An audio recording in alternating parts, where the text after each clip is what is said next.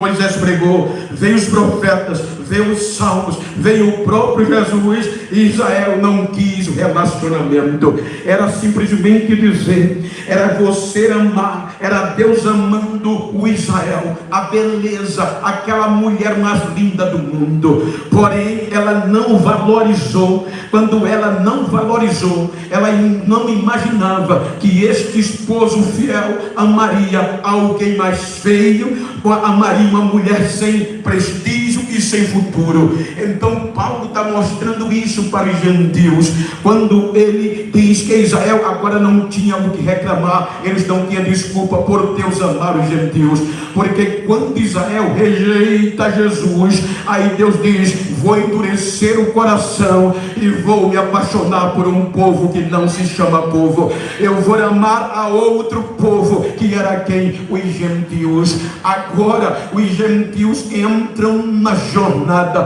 Por isso que a Bíblia, quando vai a comparação da igreja para Israel, ela faz uma diferença. Ele diz no capítulo 11 que os ramos verdadeiros da oliveira se quebraram, e Deus, por este amor, pegou, cortou do natural zambujeiro, e enxertou na oliveira verdadeira.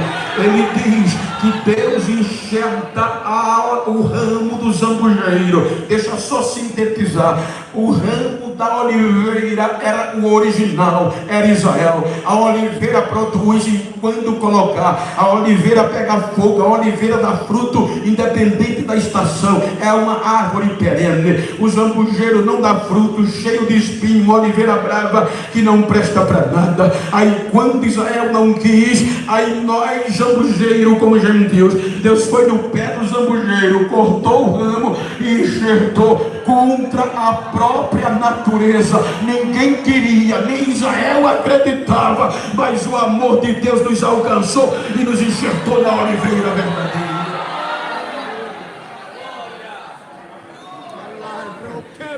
E este amor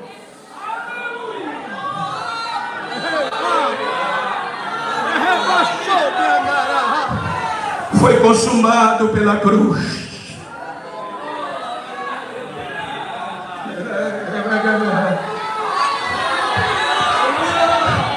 Com Israel o sangue era de novilho, mas para a igreja agora é o sangue do próprio Filho Jesus.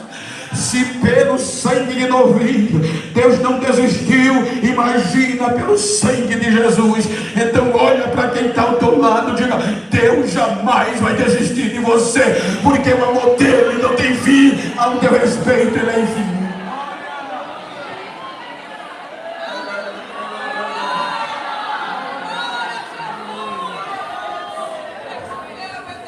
Israel perdeu tempo.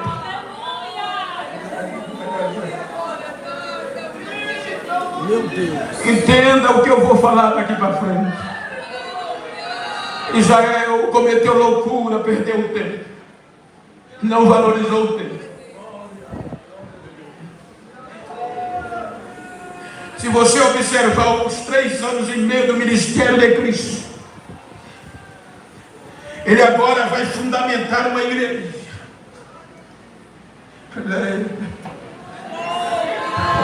Para reconhecer isso, se você ler o capítulo 23 de Mateus, você vai ver um dos discursos mais duros de Jesus concernente aos líderes de Israel, porque não reconheceram o tempo de Deus. Veja aqui só no capítulo 23, você vai encontrar cerca de 8 ais. Ai de vós, ai de vós. Simplesmente isso, por não valorizar o que tinha.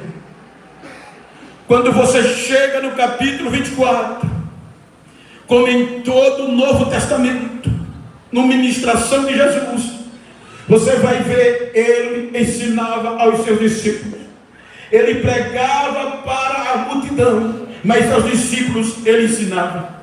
Capítulo 24 de Mateus, ele sai de Jerusalém, e algo que assusta os discípulos é a estrutura do templo em Jerusalém.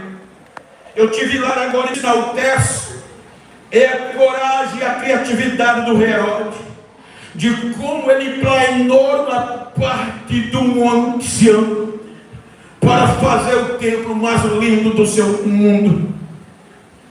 Então aquele templo tinha uma estrutura tão grande que os discípulos, ao ver, pasmaram e disseram a Jesus depois desse duro sermão: Senhor, olha que estrutura linda, olha que coisa moderna, Senhor.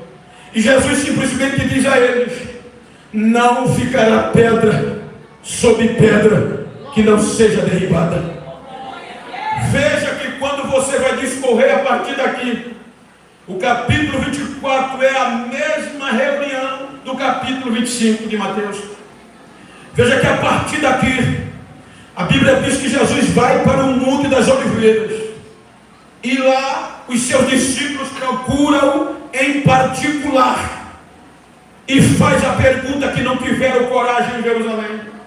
E disseram a ele: Mestre, quando acontecerá estas coisas? Ele disse: acautelai-vos, para que ninguém engane vocês, porque muitos virão em meu nome, mas não dê crédito. Veja que a partir daqui ele vai discorrer acerca da vigilância. Ele diz: vigiai. Ele vai tecer parábolas acerca do servo fiel e puro, e do infiel e do impuro. Ele vai falar dos privilégios dos fiéis e do prejuízo dos infiéis. Ele vai falar do contexto favorável, da prudência e do desprezo da loucura. Quando ele vai terminar o capítulo 24, ele não está falando para Israel, ele está falando para os discípulos. Sinônimo, representante, originalidade da igreja que viria. Não era só para eles, era para eles e de todos os quanto ia a fim, de toda parte do planeta, para fazer parte desta igreja. Então ele vai discorrer acerca do privilégio. Quando chega no capítulo do tema, é interessante, porque sem viver ou conhecer a cultura, você não entende este versículo, este capítulo, porque ele agora vai falar acerca do que os seus discípulos viviam, conheciam e sabiam. Vejam que no capítulo 25, que ele pela primeira vez no seu ministério compara uma mulher com o reino de Deus e o reino de Deus com uma mulher. Primeira vez ele vai comparar o matrimônio. Veja que como no Antigo Testamento Deus e Israel, ele agora vai usar o matrimônio simbolizando o reino de Deus dos céus e o reino da terra. Ele vai falar sobre a pureza, sobre a significância de um matrimônio na cultura que eles viviam. Por isso que ele faz a parábola. Veja que é uma parábola. Ele diz que o reino é semelhante a 10 virgens. Se você analisar, não me chame de loucura, essas 10 virgens não são a noiva, não é a noiva. Essas 10 virgens é parábola. A ênfase aqui é a prudência e a loucura. Veja que ele diz: 5 eram virgens e 5 eram loucas.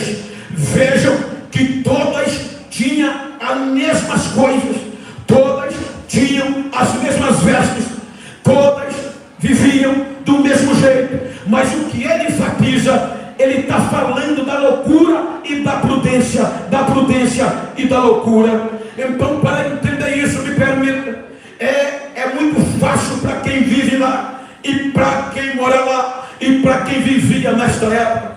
Quando Jesus tece esse comentário, ele está dando ênfase à vigilância do tempo. Por exemplo, quando na cultura, por exemplo, quando ele fala disso aqui, ele está falando de pureza, que só entra puro como era necessário no casamento, no matrimônio da época. Ele agora não está comparando, ou pode até ser Israel e a igreja e Israel. Israel cometeu loucura. Então o que é que ele vai dizer no sentido literal? A cultura diz o seguinte: até esses dias, 15 dias atrás, eu estava pregando em um congresso em Londres, e eu tenho amigos de Angola que tem ministério lá, e eles foram me ver, e como eu já conheço há uns 5 anos a família, eu perguntei: e o Mário, pastor Kim, como é que está? Ele disse: Geno, esse mês ele está indo para Angola pagar o dote. Veja como é a cultura que eles ainda vivem. Era esta cultura. Como por exemplo, se nós formos voltar, aconteceu o que? Eu sou judeu, pastor Isaac também. Então os discípulos conheciam isso no capítulo 25. Eu tenho uma filha e ele tem um filho. Aí eles não se namoram. O noivo não escolhe a noiva, é o pai da noiva. Veja que Jesus disse: Pai daqueles que tu me deste. Ele é o pai que escolhe na cultura. Então, por exemplo, ele, como pai do noivo, ele tem o direito. Ele vem a mim como pai da menina ainda pequena e diz: Geno, tu quer comprometer a tua filha ao meu filho? Eu digo sim. Então todas as tuas famílias vão para a reunião, e lá é fechado. Então quando fecha, dali para frente o tempo começa a contar. É aqui que entra o tempo. Qual é o tempo da preparação? Porque como eu tenho uma filha, e quando eu olho para ela, eu já sei que ela está comprometida com fulano, então o meu direito é zelar por ela. Ele vai embora, e ele, como pai do noivo, vai ralar para preparar para o dia do matrimônio, o dia que eles tornarem a idade e o matrimônio chegar. E eu, os meus filhos, minha esposa, minha família, vamos nos dedicar o quê? Ao cuidado da moça, para entregar ela pura para o filho do Isaac, no caso aqui espiritual, Jesus. Então, como pai da noiva, o que é que eu devo fazer? Eu devo vigiar ela 24 horas por dia, porque pela pureza ela não vai sair de casa sozinha, sempre vai sair acompanhada. Ela vai vestir roupa diferente de quem já não é virgem. Tudo que ela vai fazer é vigiada 24 horas por dia. Todos os meus filhos, todas as outras filhas, a minha esposa, os meus irmãos, os meus sobrinhos vão estar de olho nela, porque o tempo começou a contar. Vai ter um tempo que vai chegar e eu vou ter que entregar ela pura ao noivo, porque senão vai dar B.O. Então qual é a minha função? Preparar para entregar pura. E qual é o tempo do pai do noivo? O pai do noivo vai ralar. Para quê? Para pagar o dote. É aqui que o rapaz ia, porque ele tem que pagar o dote a mim, como pai da noiva. Primeiro a noiva, e quem vai dar o preço sou eu. Na naturalidade, na época, geralmente eles davam 5 moedas de ouro, de um valor exorbitante de dote para a noiva. Então, como pai do noivo, pastor Isaac vai ter que dar o dote que eu pedi. Vai dar o dote à minha mulher. O dote é uma recompensa pelo cuidado da menina, da noiva. Então ele vai receber, vai pagar a minha esposa um dote. Quem cuidou da moça, ele vai ter que pagar na recompensa. Seja a irmã, seja o sobrinho. Se ajudou, saiu e não deixou ela só, vai ter uma recompensa. Se a recompensa for alta, então a gente vai negociar. Mas o investimento do pai do noivo é muito alto. Então qual é a minha função? É manter ela pura para o dia do encontro. O tempo começou a contar, porque vai chegar o tempo que nós vai ter tempo para eu cuidar disso. Então a minha responsabilidade é manter ela pura até aquele dia. E o que é que eu devo fazer? Vigiar, catequizar. Não comete loucura, filho. Você está comprometido. Seja prudente, filho, o tempo está chegando.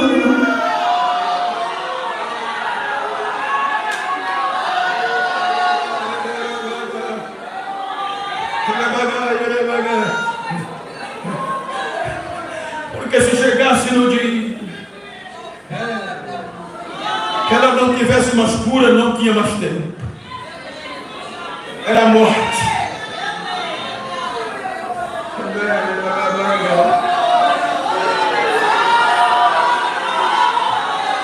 Você já leu na Bíblia quando o próprio Deus diz, o pai do noivo diz: como tu chegaste aqui sem veste pura?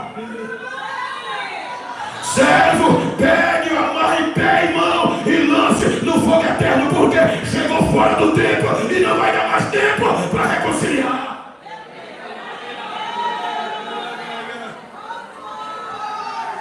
É muito sério isso, gente.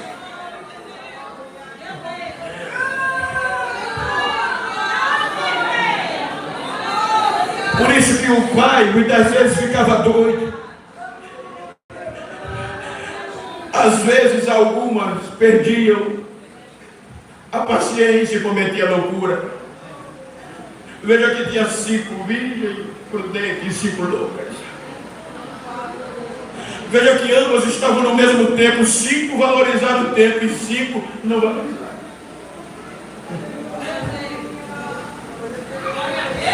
Veja que está dizendo de tempo, 5 dizia, eu vou estar pronto, não vou cochilar. Mas 5 dizia, ele não vem agora não. Isso está no Cronos, no tempo do homem. Mas Deus é atemporal. Ele não considera o tempo, ele é atemporal. Então ele pode chegar até hoje se ele chegar hoje.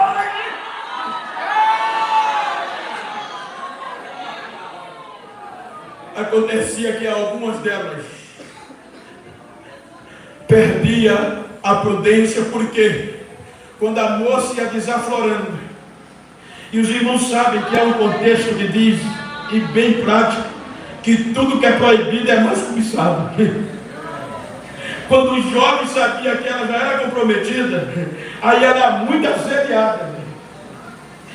Então tinha que ter vigilância redobrada, porque ela agora ia ser alvo. Era isso que Jesus estava dizendo: vigie,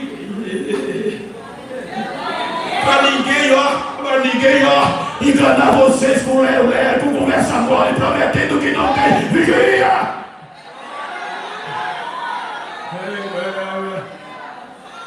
Jesus é bom! Tinha algumas moças que não suportavam e se entregavam a esses galanteadores e perdia a pureza, dava um jeito e perdia a virgindade. Mas como ela tinha medo do dia do encontro, ela procurava o pai e dizia: pai, eu cometi loucura em Israel. O pai caía no chão. O pai batia no peito. O pai esfeteava a parede, gritava, fechava as portas e gritava. Porque toda a família ia ser dilacerada. Por quê? Porque se a notícia vazasse, todo aquele território, toda aquela cidade saberia. E se ele tivesse outras filhas, todas perdiam o valor, porque a cidade dizia: se eles não tiveram cuidado de uma, como é que vai cuidar de outras? Aí o pai chorava, batia na moça, batia na parede, gritava e dava uma de novo. Pegava ela, viajava para um estado longe, para um lugar distante, com o pretexto de que ia se preparar melhor para o matrimônio. Chegava naquele lugar, ia levava ela para o médico. Na minha época, os pais faziam isso mesmo sendo no Ocidente. Quando alguém dizia: seu Bento, a sua menina não é mais moça não, perdeu a virgindade, ele levava ela para o médico, faz a perícia para ver se é verdade. Se não fosse, ia dar rolo. Vocês vivem essa cultura, vivemos da minha geração. Aqui era pior. Então ele ia para o médico e constatava que a virgindade, a loucura era real. Mas só que ele pagava um alto preço para o médico dar um laudo. E no laudo, porque ela se afastou, tinha que vir com atestado que ainda havia pureza. E o médico, por compra, por venda, por suborno, aceitava e dava um laudo. Ela é pura, ela é virgem. E ela se conformava. Voltava perto do matrimônio. E quando chegava na cidade, chegava com um laudo de virgem, vestido roupa de virgem, falava como virgem, andava como virgem, mas só era só o laudo.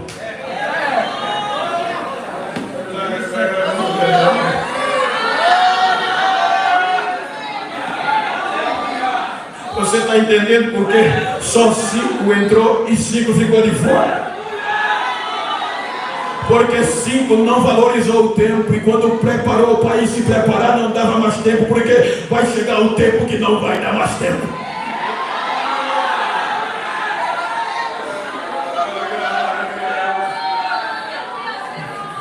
Então parecia tudo bonito, mas quando chegava, o pai do noivo preparou e vestiu muito para o matrimônio. Sabe qual era o prazo da festa? 7 dias. O banquete era de rachar. Só que aí no meio do banquete do festival tinha uma haste e levantava uma bandeira. Quando o banquete começava, a haste estava na metade, porque ela só podia subir depois do 3º dia, quando saía o resultado da pureza.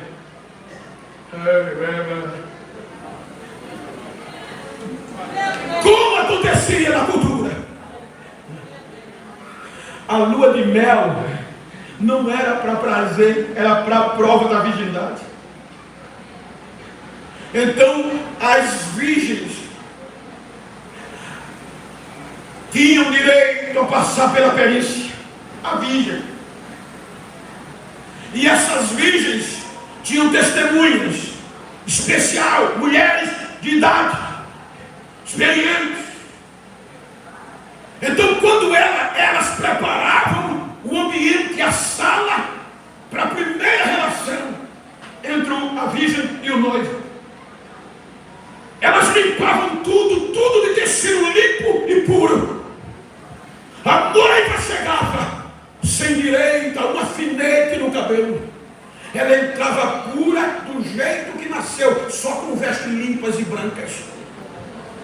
Nada podia alterar a cena. Até o lençol era especial, porque era ele que ia dar o resultado final. Quando ela entrava com o noivo, as testemunhas saíam e ficavam na beira da porta. Quando eles terminavam o ato, elas entravam, ele saía, elas entravam, e o banquete rolando, a bandeira a meio mastro. Elas pegavam o lençol, onde o líquido da pureza era expelido, e levavam para a sala da perícia. 3 dias para sair o resultado. Primeiro dia, o líquido era original. Segundo dia, elas não saíram da sala por nada. Veja a seriedade. Segundo dia, o líquido ia escurecendo no lençol até ficar escuro como preto. Se tivesse pura, no 3º dia, o líquido ia voltando à cor normal.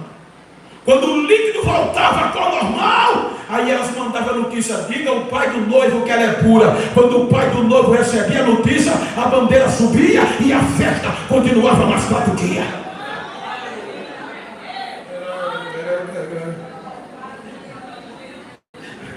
As virgens estavam prontas para entrar.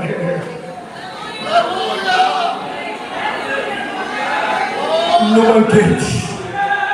E 5 foram prudentes, mas 5 foram loucas. E você pode até chegar com laudo, andar como virgem, falar como virgem, cantar como virgem. Você pode até, mas no lençol você não passa, meu filho.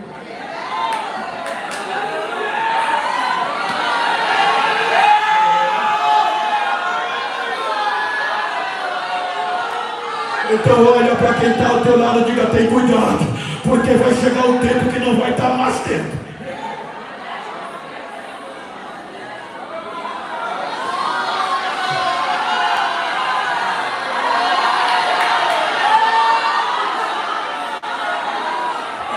Aí veio mais uma que elas não esperavam. Dá-me do teu azeite, dá-me. Não, não posso, não. Vou comprar, foram comprar.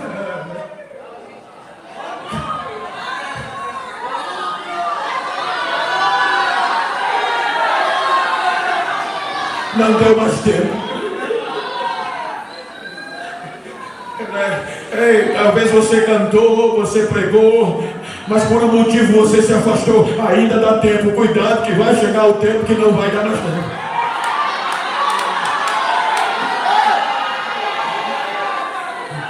Talvez eu estou pregando, você está cantando, você está de paletó, de gravata. Seja prudente, vigia, porque não vacila. Se vacilou, pega logo, volta logo, ajeita logo, porque vai chegar o tempo que não vai dar mais tempo. E a loucura! Quando o líquido não voltava à cor normal, aí a notícia era catastrófica.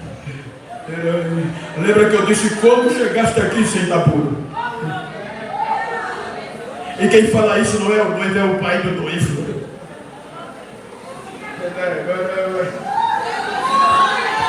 Quando as peritas, as testemunhas não mandavam notícia, não há pureza, a bandeira não subia, o banquete acabava e dava morte. Porque o investimento do pai do noivo foi muito alto.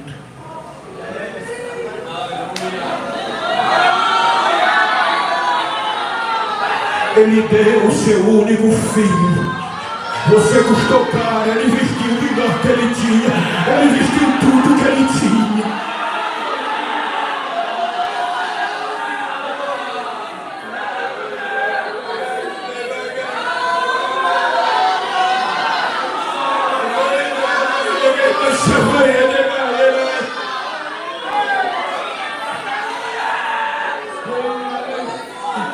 A bandeira não subia. Se desse tempo correr, sobrevivia para as montanhas, mas nem na cidade morava mais. Mas se não desse tempo, morria, porque vinha a punição e ninguém podia livrar, porque houve loucura e tinham que pagar o preço. Por isso que a Bíblia diz que o inferno está preparado para todos quanto forem fiéis. Amarra com o pé e mão e lança de cabeça para baixo no fogo eterno, que é a segunda morte.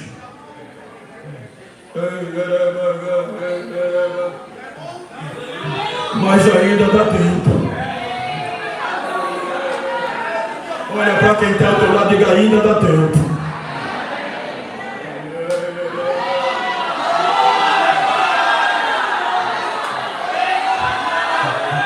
Não fique triste quando o pastor pegar pesado ou o pregador a esse respeito.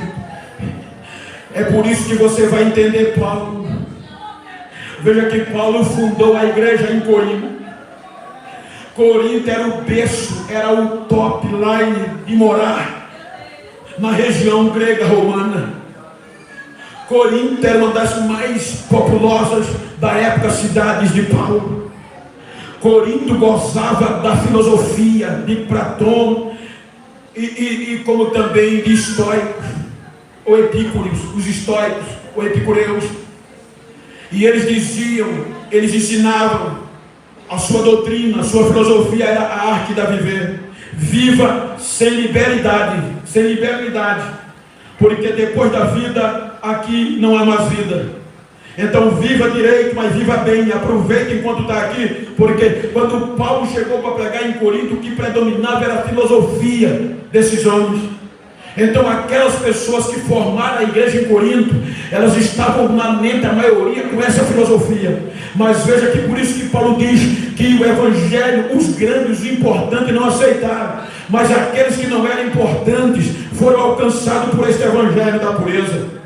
Porém, Paulo forma uma igreja, e veja que se torna uma igreja em 1 ano e meio de pregação, uma igreja tão eloquente, tão fervorosa, que é a única igreja do Novo Testamento, salvo engano, que desfrutou dos 9 dons do Espírito Santo. Lá o Espírito Santo não tinha impedimento de operar, era dom, era variedade, era discernimento, profecia, cura. A Bíblia diz que era a cidade, a igreja mais pentecostal da Europa, usando esse termo pentecostal. Mas só demorou 3 anos, com a ausência de Paulo, a filosofia, alguns enxertaram dentro dela para enganar a mente desses irmãos, e queira que não conseguiram, porque houve a divisão. Um escolhia que era de Paulo, 8 de Cefas. Veja que quando Paulo sabe disso, como gerador, como pai, ele sabia a quem prometeu e qual era a responsabilidade dele de apresentar aquela igreja diante do que ele prometeu a Deus, a um único marido. Então quando ele soube, ele ficou irado, ficou bravo, e disse: eu não vou aí, porque se eu for, vocês não vão me suportar, mas eu vou escrever. Quem eu estou sabendo que entre vocês está havendo divisões, um está dizendo que é de Paulo, outro de Cefas, outro de Apolo, outro de Jesus. Agora eu vou perguntar a vocês, disse ele de Corinto, quem é Paulo, quem é Apolo, quem é Pedro, quem é Cefas? Não, um plantou, outro regou, mas quem é dono da igreja, quem fez crescer é Deus, ele é o Pai, ele é que prometeu, é ele que faz crescer. Veja que ele pega pesado.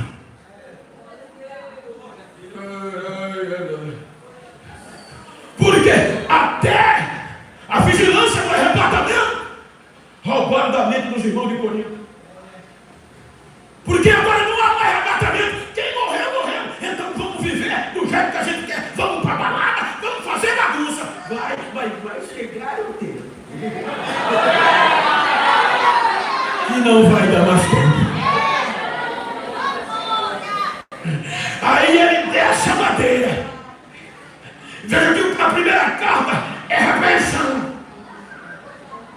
E quando você chega no capítulo 15 da primeira carta, ele vai atacar esta mensagem filosófica, que emociona, faz chorar, promete o que não tem. Aí ele diz: o evangelho que eu preguei a vocês não é de filosofia, não. O evangelho que eu preguei a vocês é de cruz. Eu preguei o evangelho de poder. Preguei a Cristo e Cristo crucificado. O investimento foi muito alto.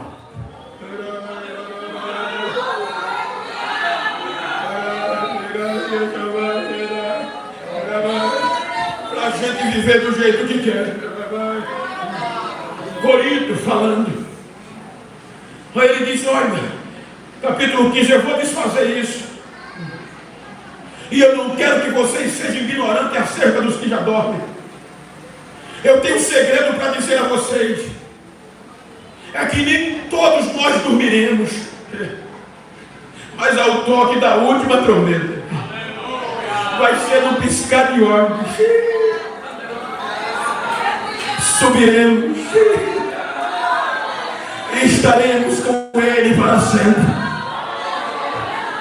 Quando isso que é corruptível se revestir da incorruptibilidade, e isso que é mortal da imortabilidade, vai acontecer o que está escrito: tragada foi a morte na vitória.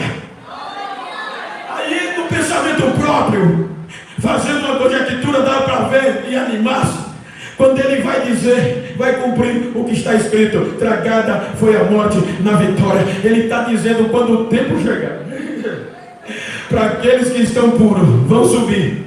E vão subir gritando, vão subir cantando, vão subir. Talvez não vai dar tempo para os carnais, mas os espirituais vão ouvir até a morte, porque ele diz: aí vai cumprir o que está escrito. Aí nós vamos subir cantando: aonde está, ó morte, o teu aguilhão? Onde está, inferno, a tua vitória?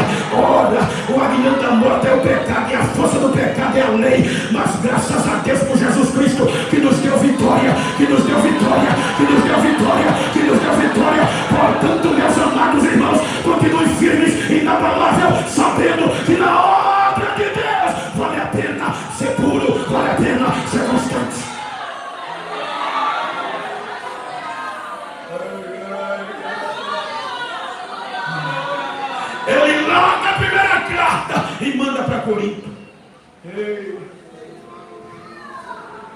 Só que quando essa carta é lida, dá B.O. Porque esses infiltrados começou a fazer a mente dos irmãos. Esse pastor Paulo de vocês tem duas caras. Quando ele está aqui é mansinho, mas quando está longe escreve só madeira. E vão deteriorar o ministério de Paulo. Quando ele chega no capítulo 10 da segunda carta, ele vai defender o seu chamado. E no versículo 11 ele vai dizer o porquê está sendo duro e está defendendo o seu chamado. Ele diz: eu espero, gente, que vocês suportem a minha loucura. Suporte mais um pouco a mim. Eu acho assim porque eu tenho zelo por vocês. E é zelo de Deus. Porque eu prometi. Eu já comprometi vocês a entregar vocês como uma virgem pura ao único marido, a saber, Cristo. Ele continua dizendo: porque eu tenho medo que assim como a serpente enganou Eva com as suas astúcias, vocês também sejam enganados e se afastem da simplicidade que é em Cristo. Ou seja, eu estou fazendo isso é porque vou entregar vocês puro, porque a hora está chegando e vai chegar o tempo que não dá mais tempo. Então olha para quem está ao teu lado, se você pode, bate no peito assim, mas bate com o poder pentecostal. Olha para quem está ao teu lado, diga: se depender de mim, a festa vai por 7 dias. Diga: se depender de mim, avisa o pai do noivo que suspenda a bandeira.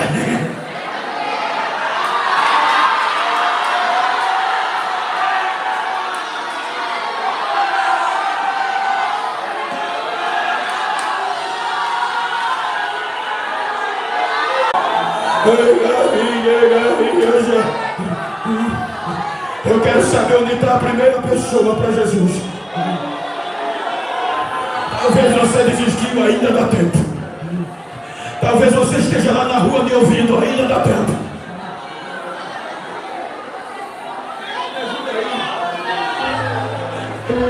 Mas vai chegar um tempo que não vai ter mais tempo. Vai chegar o tempo do barulho, aí vem o noivo. Eu vou procurar a igreja, não vai dar mais tempo. Eu vou me consertar, não vai dar mais tempo. Por quê? A porta fechou.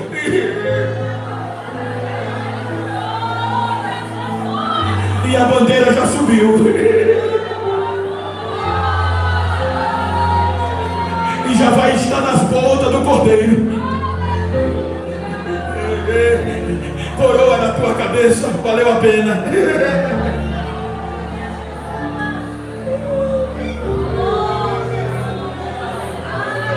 É por isso que a Bíblia fala dos galardões da recompensa. E é o pai do noivo que vai distribuir.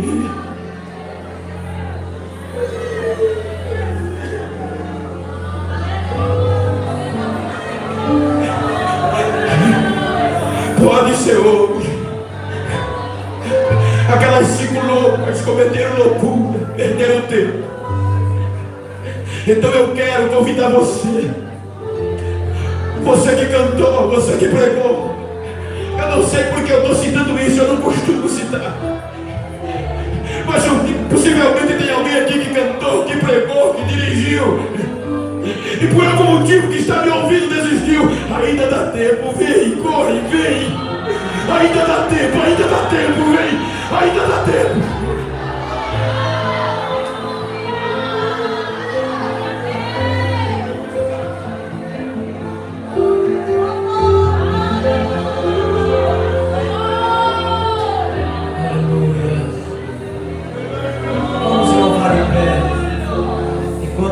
Está louvando, você venha para Jesus.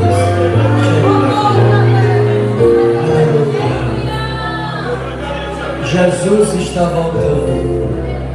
Vocês que estão aqui dentro da igreja, que estão aí fora, venham para Jesus. Jesus está às portas.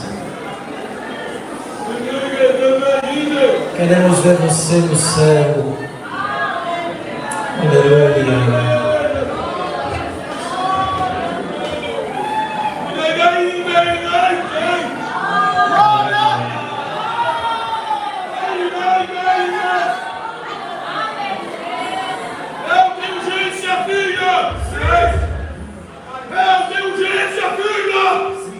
Satanás pediu a tua alma, mas eu preservei.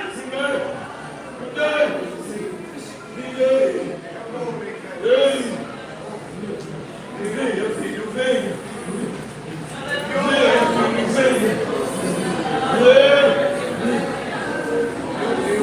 Volta, filho, volta. Meu Deus,